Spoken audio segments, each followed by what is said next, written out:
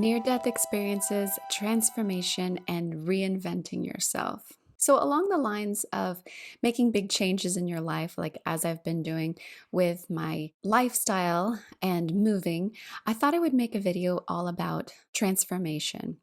And for me, this goes hand in hand with near death experiences. Now, this doesn't really have to be the physical body. This can also be a spiritual death. This can be the death of a career. This can be the death of a loved one. Anything that becomes a catalyst or a trigger. We know this to be Scorpio. Scorpio is all about the phoenix rising from the ashes. In life, a lot of people try to avoid what they consider to be the very worst thing that could possibly happen. And yet, somehow, that very worst thing seems to always find them. This is because deep in our unconscious mind and our soul, we know that we chose this journey because we needed a challenge to better ourselves. So, of course, we're going to put along the way these events that will wake us up, that will better us and help us to change because people are very stubborn. I know I am. And it will take a lot to get us to change, right? It is terrifying. When you change one thing on a fundamental level, it means that everything changes, right? So it's really never just one thing. So I'm going to give you a little bit of backstory about me. When I was born not breathing. I was born blue, the cord wrapped around my head, and I had to be revived, and it took a while. Even though I don't consciously remember that event, I would definitely say that it shaped me to be someone that at a very young age, I would try to conquer my fear. And of course, it doesn't mean that I don't have fear. My fears are just as strong as anybody else, but it means that I would push myself to do crazy things, to fight through the fear. So I'll give you an example. When I was little, I was terrified of people. I was kind of shut in and very shy. And in the second grade, there was a lip syncing contest. And so, of course, what do? I sign up and then I get on stage and I put on a show. And I just heard back years later that the teachers were just so surprised because they just never saw that coming from me. I was so terrified that when people would try to talk to me, I would just freeze up. So, of course, someone who's terrified to put myself out there, what do I do with my career? Well, I make videos and I put myself out there. I also have worked in the entertainment industry, and I've just been working to conquer my stage fright. The stage fright really comes from showing the authentic me, I guess, fighting through that fear of rejection, right? So then when I was 8 years old, I got sick with an illness that nobody could really figure out what it was. I went to lots of specialists. I'm not sure if I've shared this story before, but I think I have.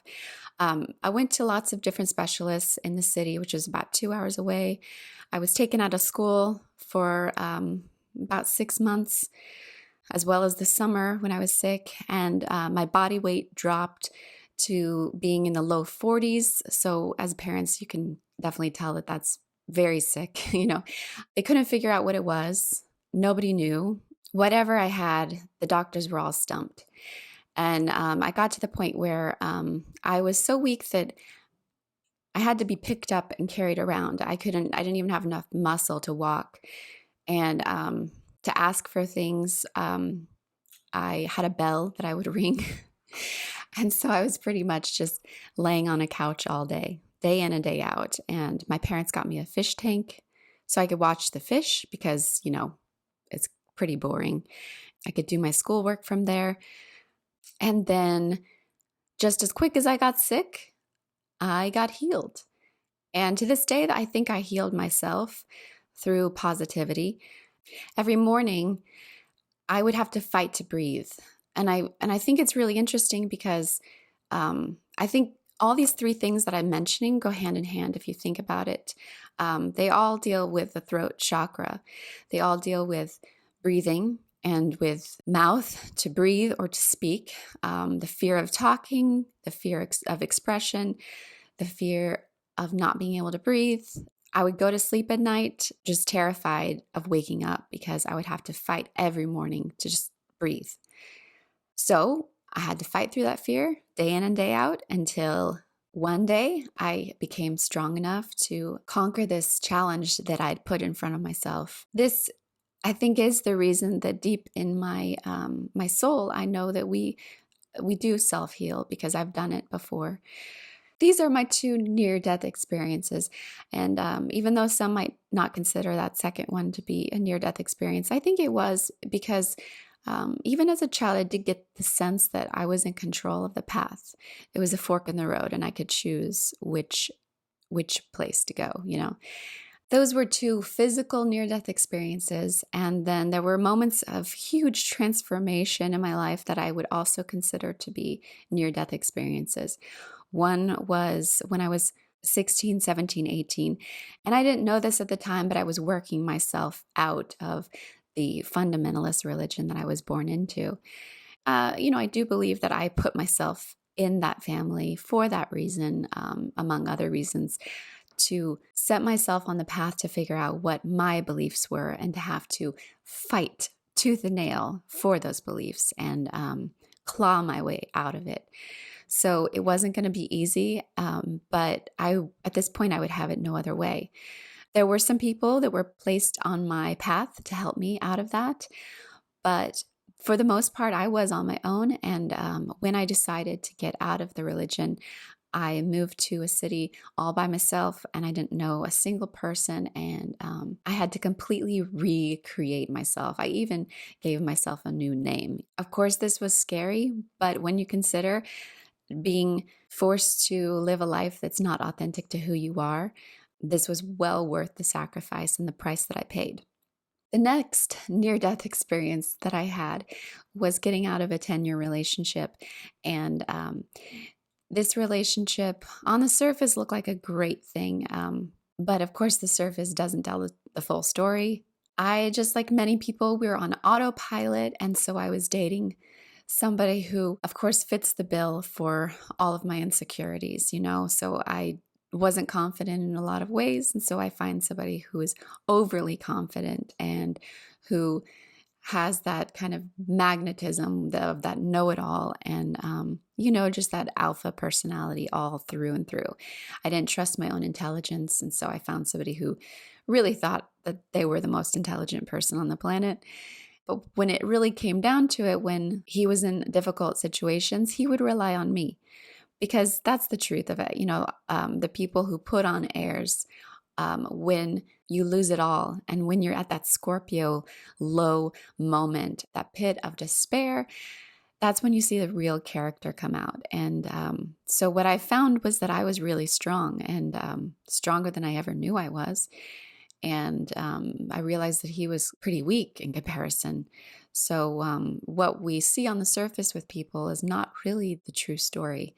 The more people fight for notoriety or for, a fan club or to be seen or heard or to be the center of attention, that just often means that they're hollow on the inside. The ones who are those wallflowers, who don't fit in, who seem like damaged or weak or express themselves or can't hide who they are, and they're not accepted because of that.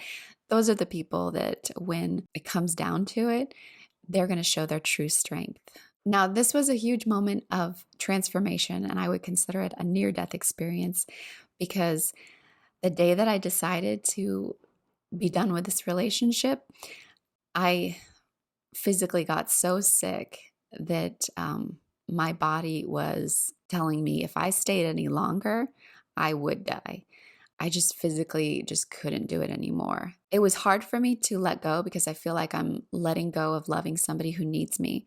What I discovered was that all of that energy that I was putting into one person was so much better served by people that truly needed it. Discovering for myself the difference between using my energy to enable somebody so that they actually, it seemed like they were changing, but really they were actually just relying on me as a crutch, versus helping people that truly want to change, giving people even just a breadcrumb, being there at the right time, the right place for the right person.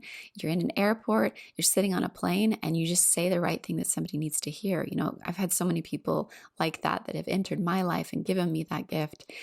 And I think that if we don't drain our batteries and all of our energy with trying to keep people up that actually need to fall so that they can make the transformation in their own time, in their own life, um, we will find that we're more aware in those moments to see those that really are ready and are waiting. And then my latest near-death experience has been over those last couple of years, as you guys have probably noticed, where I've been really stepping into my own as far as this next evolution, seeing with more clarity what really is, and stepping away more and more from, I guess you would say, society and norms and culture, and what's acceptable, and stepping into just what I know to be true for me. Of course, the hard thing about that is that, yeah, it's a lonely process in some respects because you want to bring everybody that you love with you. But when you're transforming and you're changing and you're making decisions to move up and to level up, that doesn't mean that they're ready. So we have to respect everybody's free will and allow them to make decisions and to change in their own time. But that does cause a distance between you and loved ones and people that you're close to because the energy just no longer matches. And when you find yourself more and more up there in the stratosphere vibrationally, um, like I know many of you are because you're watching videos like this, and so you resonate with these messages, you are the leaders. You are the ones that your energy actually pulls everybody else up. When I do personal readings, I feel that I get the best of the best. People that come to me are the true warriors, spiritual gurus. They are the ones transforming the earth. They are the ones helping everybody else to change. And so I remind them that we aren't martyrs. So, yes, we have empathy and we care about everyone. But the best way to use that empathy is to live a genuine life and also live to be happy, which I believe is truly the hardest thing. And so follow what makes you happy and don't feel guilty about it. It's not just merely leading by example, but we all are joined in this collective consciousness, in this spiritual ocean that we were born from, that we still are a part of, even though the illusion is one of separation. And so when you rise in vibration, everyone else feels that effect. And it does terrify them. It sends shocks down their spine because it's a reminder that they need to get on with the program that they put in front of their life, the one that they've long forgotten about, that was laid out before they were born.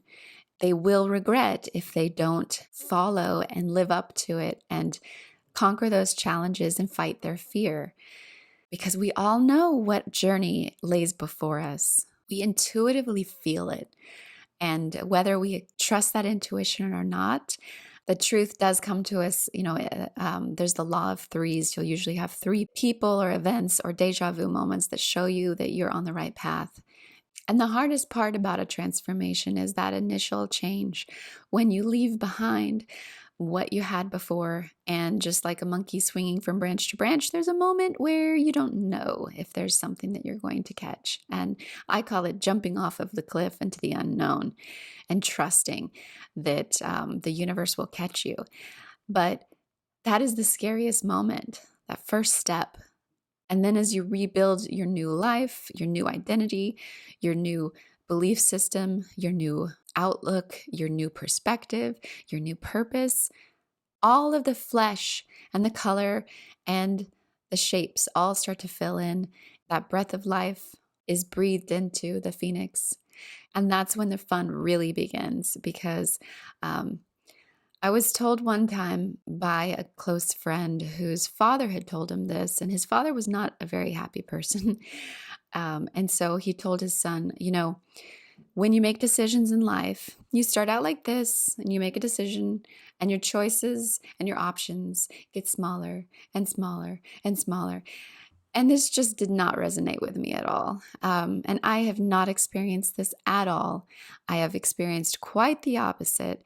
And when you do feel like life has backed you in a corner, or if you do feel that way, that is only because you're at a crossroads where it's your choice. Do I want to stay in this corner or do I want to jump out the window? And believe me, you have a parachute, even if you don't know you do. We are never trapped. We are never caged. We are our own masters. And the worst thing is for anyone to convince you otherwise. It is so easy to grab a hold of fear and grab a hold of insecurities and own somebody, to find them at their weakest point and to help them and to make them feel like they owe you, they need you. And it's a very gaslight, parasitic relationship that is a complete all out lie. We don't owe anyone anything, and that includes spouses, parents, children. We are all free beings, and that freedom can be utterly terrifying because that means that every time we do fail at something, it's all on us and nobody else. But that really is the only way to ever succeed at anything. When I first started this channel, I told you about my stage fright. So I was so terrified that I think I collected about 30 videos before I ever put anything out, because I would just create the video and I just said, well, I'll just create one more and then I'll put them out. And I kept doing that. And then when I finally just threw them up there all online, I felt so much freedom and I felt so good. And yes, it's terrifying. Yes, it's that adrenaline rush. But wherever you fear, wherever you feel danger and say, I can't do that, that's too scary, that's where the energy is. That's where the fire is. And that's where your soul really wants to go. So while I don't believe that I'll ever be fearless, I actually probably don't want to be, because I think that the fear gives to that excitement of life, and it makes me feel alive, and it makes me feel like I am not that person who's just going like this as the older I get. Every new day, every new year, I have the ability to transform and change my life into whoever and whatever I want to be. So I hope this message resonated with you and helped your day get a little brighter. And love and light to every one of you. Take care.